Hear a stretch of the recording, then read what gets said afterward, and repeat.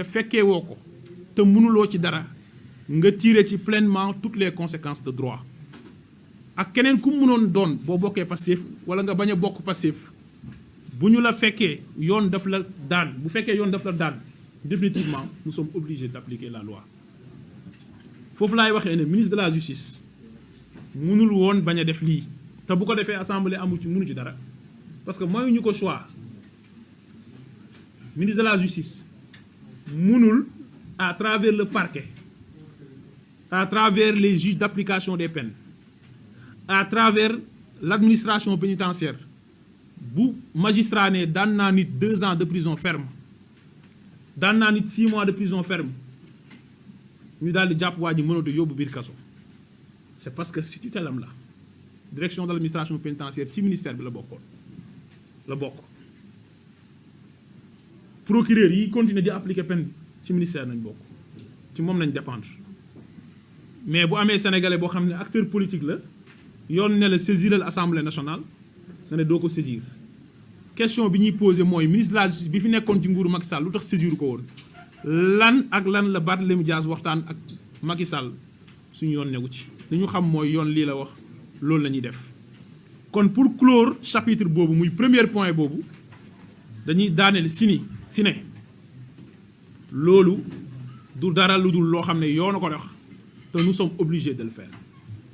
leeral bii nag du dara lu dul leeral sénégalais yi ne fii yoon moo fi dox c'est aussi simple. Deuxième point bi nag mooy révocation de monsieur Barthélémy Dias de la ville de Dakar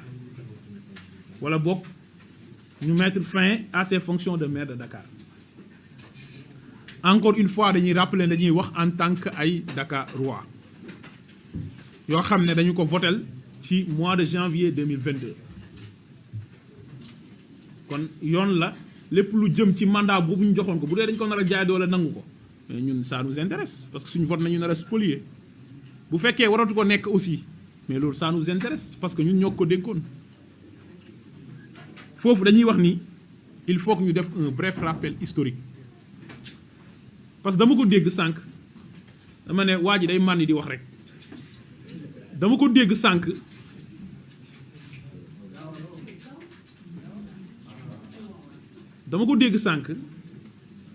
mu ni 2017 nañ ko condamné en appel devant la cour d'appel waaye journalistes yi yéen 2022 bi weesu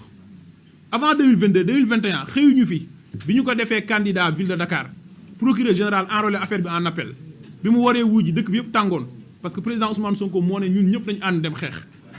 taxaw pour principe bi ñu ko fi condamné le 21 septembre 2022 en appel 2 ans d'emprisonnement dont 6 mois ferme loolu fekku leen fi mu taxaw fi tey répété 5 fois ci français comme ci wolof ne moom cour d'appel bi mu koy condamné c'était en 2017 est-ce que cour d'appel 2017 la ko condamné koo xam ne il ne maîtrise même pas son propre dossier les faits qui sont survenus en 2017 nga xëy jaawaleeg ay faits yoo xam ne 2022 la est-ce que ça c'est sérieux moo tax man may commencer par le rappel historique parce que xam naa ne su ma déggee s'il est de bonne foi il va dire que nekkul ci dëgg kon rappel historique bi mooy Barthélémy Dias a été élu maire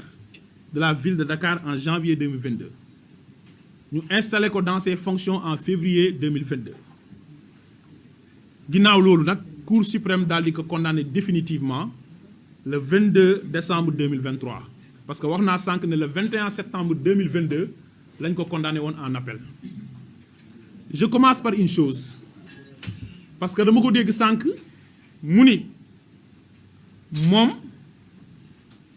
Cour suprême bi mu koy condamné bi weesu du loolu mooy condamnation définitive bi condamnation définitive bi mooy bi ko cour d'appel di daan d'abord juum na parce que boobu 2017 la wax pour wane ne fay dafa yàgg mais léegi nekkul 2017 je répète que 2022 la woon kon juum na waaye beneen bi mooy daf ni l'affaire a été définitive à partir de 2022 je dis ici que l'article 36 de la loi organique sur la Cour suprême est clair dama koy lire nag mu leer parce que waxuma ak moom moo xamul droit mooy le délai de recours et le recours ne sont suspensifs que dans les cas suivants mu ne boo saisiree Cour suprême délai de recours bi ak recours bi suspensifuñu maanaam terewuñ décision bi ñu appliqué ko lu dul ci cas yi ñu jëm ça veut dire que kon cas yi ñuy waaj a cité le recours le délai de recours et le recours sont suspensifs kon mënaguñ atte mbir yi kon kay mooy mbir yi n'est pas définitif wala ñu amuñ xel et il dit en matière d'État quand il y a faux incident en matière de vente immobilière quatrième bi en matière pénale sauf d'une part en ce qui concerne les condamnations civiles et d'autre part l'existence de dispositions législatives contraires moo tax élèves yi nekk étudiants yi nekk première année fac droit sax xam nañ ne en matière pénale le recours devant la Cour suprême ou le pourvoi est suspensif loolu xale yi dañ koy répéter yow nga ne yow yaay le maire de la plus grande collectivité territoriale dans ce pays xamoo ne en matière pénale le recours est suspensif parce que en matière pénale mais bu fekkoon ne parce que suñu dañu abroger peine de mort moon na fi nekk boo demee léegi ñu ne c'est pas suspensif mun nañ la parce que condamné nañ la en appel nañu la rey léegi yow bu ñu toogee fii ak 5 ans 6 ans 7 ans après nga dem ñu kase décision bi renvoyé devant une autre cour d'appel boobu daal di àtte ne da ngaa set xanaa reyuñ la ba nga ji ba mu jeex loolu moo tax en matière pénale parce que liberté wu nit la c'est extrêmement important avant ñuy wax waxi xaalis ak leneen parfois dunu nit la bu fekkee peine de mort dafa am par exemple moo tax en matière pénale le recours est suspensif au Sénégal et loolu article 36 bu loi organique bu Cour suprême moo ko wax kon bu taxawee fii tey ne moom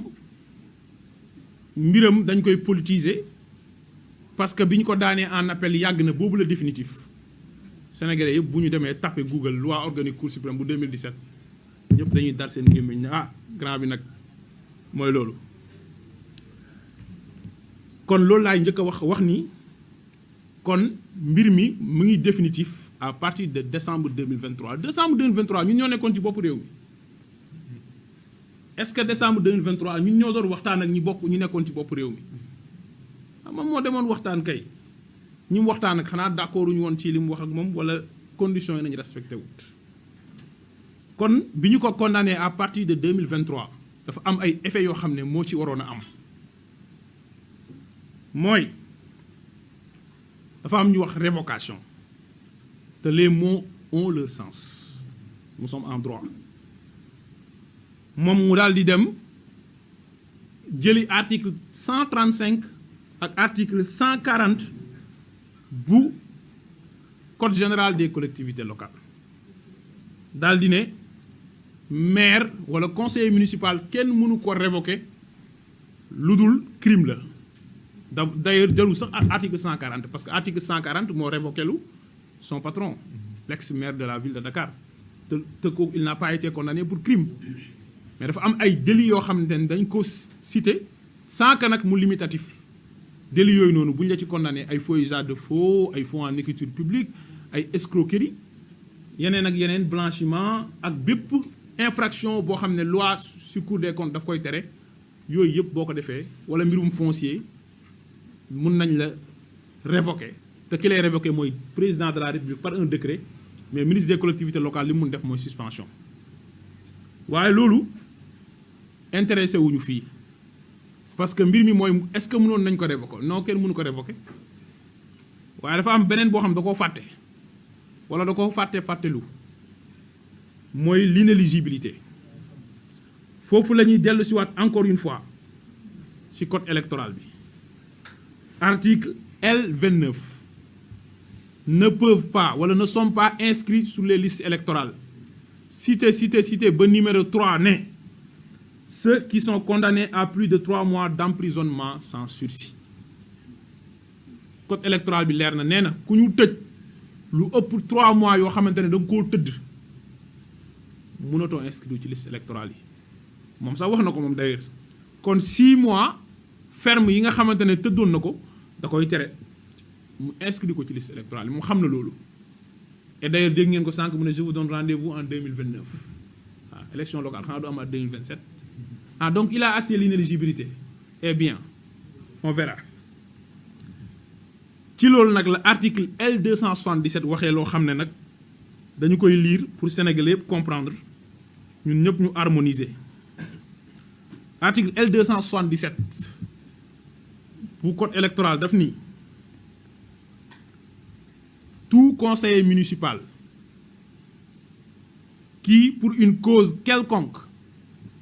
se trouve dans l'un des cas d'inéligibilité ou d'incompatibilité prévus par la loi, peut être à toute époque déclaré démissionnaire par le représentant de l'État, sauf recours devant la Cour d'appel dans les